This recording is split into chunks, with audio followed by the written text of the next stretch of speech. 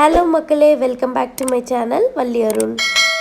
கிட்ஸுக்கு ஒரு ஹெல்த்தியான பீட்ரூட் கூட்டு எப்படி செய்யலான்றதை உங்களோட ஷேர் பண்ணிக்கிறேன். வாங்க வீடியோக்குள்ளே போகலாம். குக்கர் எடுத்து ஒரு 1/4 கப் பாசிப்பருப்பை நான் ஆட் பண்ணியிருக்கேன். இதை நல்லா நம்ம கோல்டன் ப்ரௌன் கலரில் டாஸ் பண்ண போகிறோம்.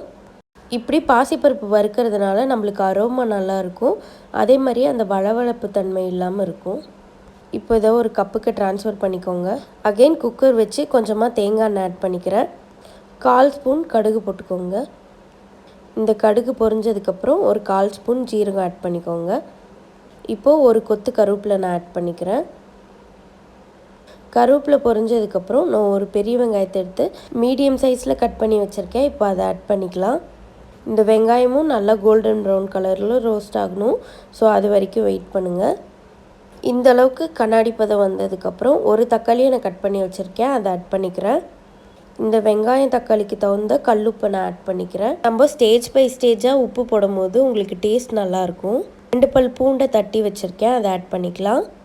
இந்த வெங்காயம் தக்காளியை நல்லா வதக்கி விடுங்க.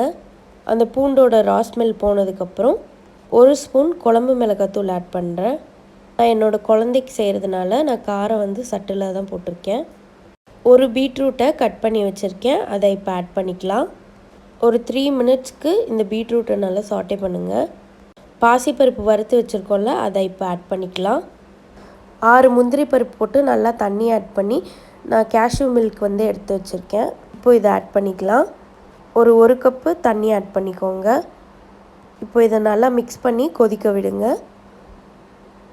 இந்த ஸ்டேஜில் உப்பு பத்தலைன்னா செக் பண்ணிவிட்டு ஆட் பண்ணிக்கோங்க. இது நல்லா ஒரு கொதி வந்ததுக்கப்புறம் குக்கரை மூடி ஒரு 4 to 5 விசில் விட்டு எடுத்துக்கோங்க.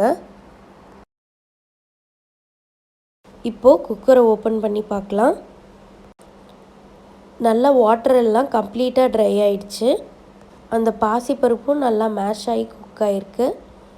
பாருங்கள், இதுதான் கரெக்டான கன்சிஸ்டன்சி. ப்ரெக்னெண்ட்டாக இருக்க உமனுக்கு கிட்ஸுக்கெலாம் ஃப்ரீக்வெண்ட்டாக செஞ்சு கொடுங்க. பீட்ரூட் ஹீமோக்ளோபின் லெவலை இன்க்ரீஸ் பண்ணும். உங்கள் ஸ்கின்னையும் சூப்பராக க்ளோ பண்ணும். அவ்வளோதான், ஹெல்த்தியான பீட்ரூட் கூட்டு ரெடி. இது போல் இன்னொரு இன்ட்ரெஸ்டிங் வீடியோவில் உங்களை சந்திக்கிறேன். இந்த வீடியோவை பார்த்த அனைத்து நல்ல உள்ளவங்களுக்கும் நன்றி. தேங்க்ஸ் ஃபார் வாட்சிங். Please subscribe my channel. Bye bye.